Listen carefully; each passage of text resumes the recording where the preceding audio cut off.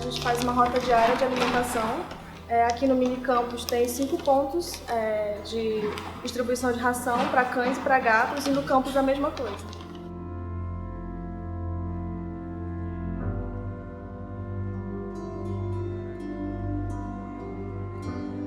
Porque o grupo começou no fim de 2015, porque assim, cada um fazia sua parte individualmente. Por exemplo, eu no mini campus alimentava os animais daqui, a colega lá dentro alimentava os animais lá de dentro. Então a gente foi se conhecendo e o grupo foi crescendo. Então foi quando a gente começou a buscar mais voluntários e tentar fazer um trabalho maior com os animais da UFAM.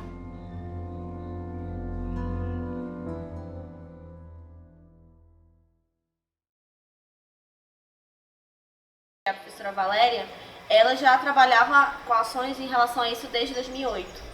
E ela me disse que entre 2009 e 2010, a população de cachorros chegou a 52 animais. Passei a me voltar para esse lado da fauna, também pensando na fauna silvestre, né? Porque começou a aumentar o número de animais da fauna urbana abandonados nesta universidade. Os abandonos eles são quase que diariamente, assim, um animal por dia ou uma caixa de uma ninhada por semana. A gente percebe que se continuarem abandonando e a gente não cuidar, vai começar a inchar. E com o tempo vai acontecer o que aconteceu em 2009 e 2010. Isso foi muito, muito, muito bom, né? Essa ideia de dar atenção à fauna urbana abandonada aqui foi crescendo, ela surgiu, se fortaleceu, e eu acho isso muito, muito interessante e bom para o enfrentamento dessa questão. Tanto os seres humanos quanto os animais, quando gozam de uma boa qualidade de vida e uma boa relação entre eles, a vida fica melhor, fica uma vida mais saudável, mais feliz.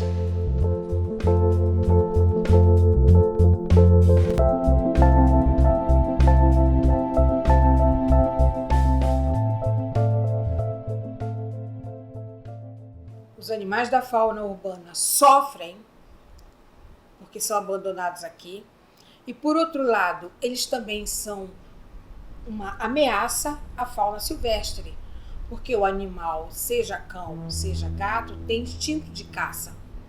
E aí quando vê um animal silvestre, ele, por instinto, ele vai caçá-lo.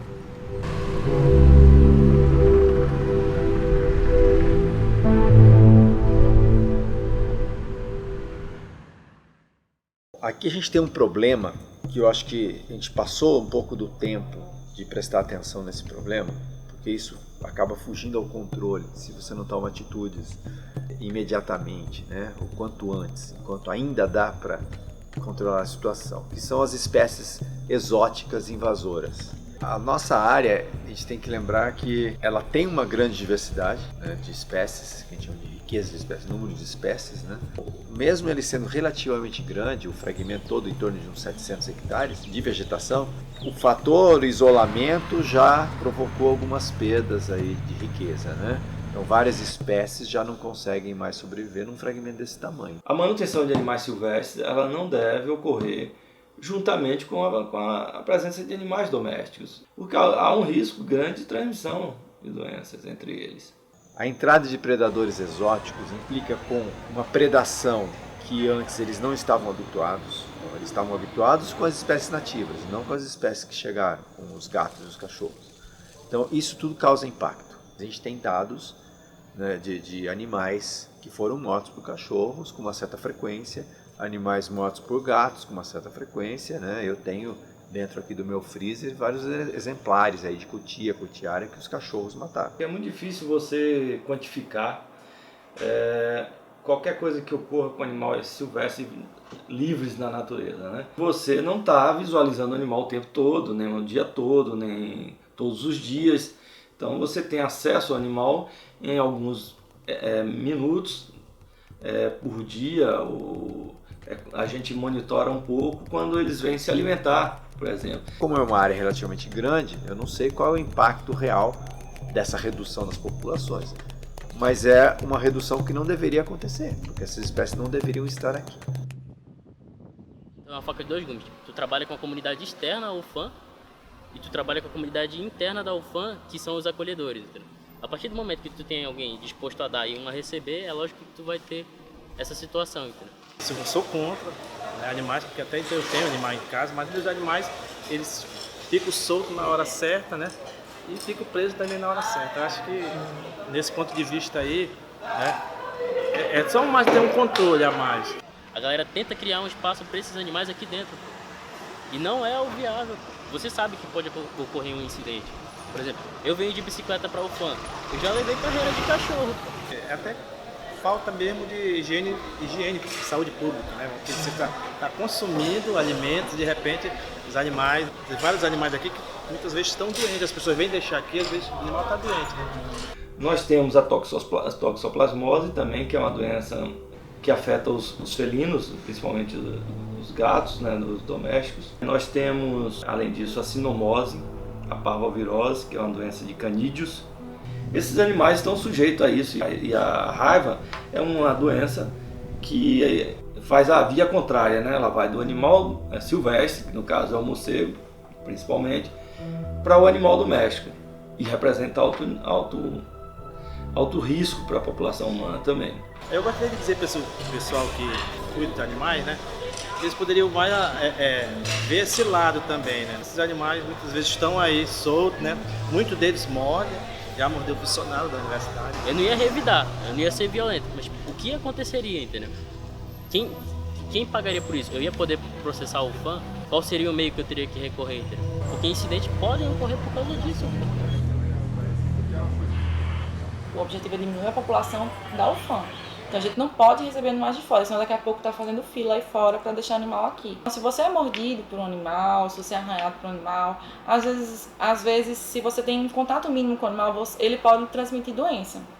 Então a gente tenta fazer com que esses animais, enquanto estejam aqui na universidade, eles estejam o mais saudáveis possível. A gente tenta fazer a castração de todos os animais, adultos e os que vão aparecendo. Os animais da UFAM que vivem na UFAM há muito tempo são todos castrados, vacinados. E os animais que vão chegando a gente tenta colocar para adoção. Os que não vão imediatamente, a gente faz toda a castração e todos os procedimentos. Então a gente vem fazendo as feiras de adoção para tentar diminuir o número de animais aqui dentro. Os animais eles vão castrados, vacinados e unifugados. Aí aqui os cartões de vacina de todos eles, da prefeitura, antirrábica, e tem também o termo de adoção. Segundo os termos de adoção, nós temos mais de 100 animais já foram adotados. Atualmente a gente tem em média uns 26 cachorros e uns 40 gatos, espalhados pelos campos, os dois campos, pelo mini e pelo campo lá dentro. E a gente começou um novo projeto, que é o projeto Desabandone. A partir do momento que nós nos tornamos Desabandone, nós temos um foco de conseguir abrir processos contra as pessoas que abandonam animais aqui no campus. A gente faz apelos para a comunidade, para eles, caso forem testemunhas, anotar a placa do carro, anotar o horário, anotar a roupa, tirar foto do animal, tirar foto da pessoa, do carro, o que puder. Quando a gente recebe alguma denúncia, a gente vai nas câmeras da UFAM, naquela hora que a pessoa falou, e a gente tenta conseguir as imagens. Tem um caso que já está na Polícia Federal, que foi um caso que abandonaram uma ninhada de 4 gatinhos. Primeiro tentaram abandonar na nossa sala, nós dissemos que não podíamos receber, porque nós não podemos receber animais de fora. Mas essas pessoas decidiram entrar no campus e abandonar lá. Nesse passeio, saindo aqui pelo ICHL, colocando ração, na FT a gente achou um gatinho. E aí eu acabei reconhecendo o gato, porque fui eu e mais outra protetora que falamos com essas duas moças que abandonaram, que elas não poderiam deixar os animais aqui. E aí a gente começou a procurar os irmãos. Começou a procurar os irmãos, eu dobrei assim no corredor, um cachorro já vinha com um deles na boca. Ele já estava morto, tinha acabado de morrer. Por isso que o irmão dele veio correndo, gritando. O outro já tinha sido encontrado, mas ninguém tinha ligado as meninas a esse outro gato. E o terceiro a gente só encontrou na segunda-feira. Eu também não sei como ele conseguiu ficar vivo. Sábado, domingo e segunda aqui nesse campus, com os cachorros caçando ele. Como a gente sabe o horário, nós pegamos imagens delas tanto no campus quanto no minicampus, com a caixa e sem a caixa. Nós conseguimos detectar de onde eram essas pessoas, porque elas haviam falado pra gente onde eram e uma delas estava com crachá. Então nós fomos, por meio das redes sociais, a gente conseguiu pegar os nomes delas e aí a gente abriu um processo na Polícia Federal. Isso é um caso de 40 a 50 casos que a gente tem.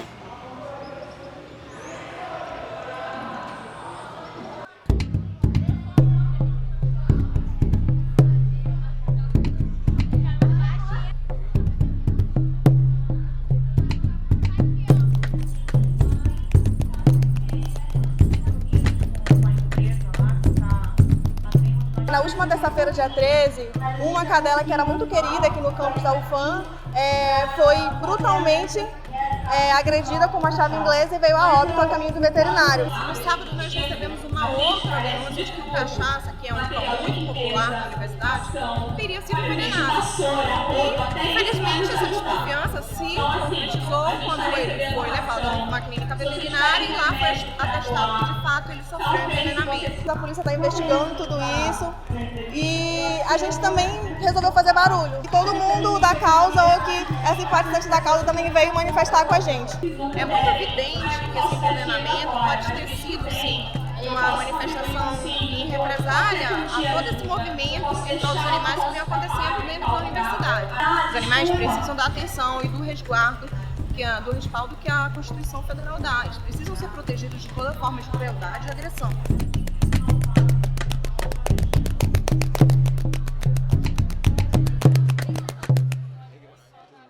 Entendo e acredito na questão dos direitos dos cachorros e dos gatos, mas a gente tem que pensar em prioridades. Qual a prioridade que a gente quer? Os animais silvestres, né, é a parte mais fraca dessa história. Os animais silvestres, eles podem desaparecer sem a gente nem notar. E esse caso não vai ficar impune e que o agressor vai pagar pelo que fez. Ela vai ter direito, se não tiver antecedentes criminais, ela vai ter direito a fazer uma transação penal, mas ela vai, no mínimo, prestar um serviço para a sociedade, que pode variar entre 6 meses a 1 ano.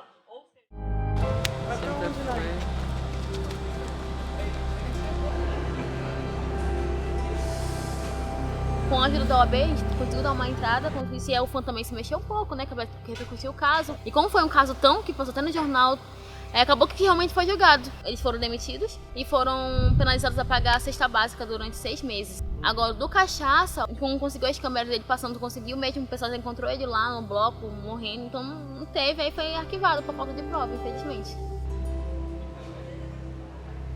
Algumas unidades que existem aqui, a comunidade já reside aqui uns 5, 6 anos. Já reside aqui uns 2, 3 anos, não é quando chegam não, porque geralmente os novos que chegam, a gente já tenta colocar para adoção. Eu acho que as medidas estão sendo paliativas, né? Você não controla a questão sanitária, você não controla a questão demográfica, porque está chegando o tempo todo, apesar das castrações e tal, que é uma ótima medida, e você não controla o comportamento desses animais eles estando soltos. A gente está trabalhando com espécie exótica, a mesma coisa que a gente for lidar com as plantas exóticas do campo estão sendo cultivadas aqui dentro, na jardinagem e tudo mais. Isso daí tem que ser evitado de alguma maneira. Como você faz? Você retira. A gente propôs para a universidade, até para alguns responsáveis, que a gente queria dar um curso para os guardas, de dizer o que fazer quando você vê um carro abandonando, ou uma pessoa abandonando um cachorro. Não cabe só os guardas, cabe próprios nós mesmos chegar e coibir o abandono. E conscientizar que o UFAM não é lugar de cachorro nem gato. Essa questão das câmeras, pra gente, é essencial. Porque serve pra gente dizer, estamos de olho, nós podemos coibir isso.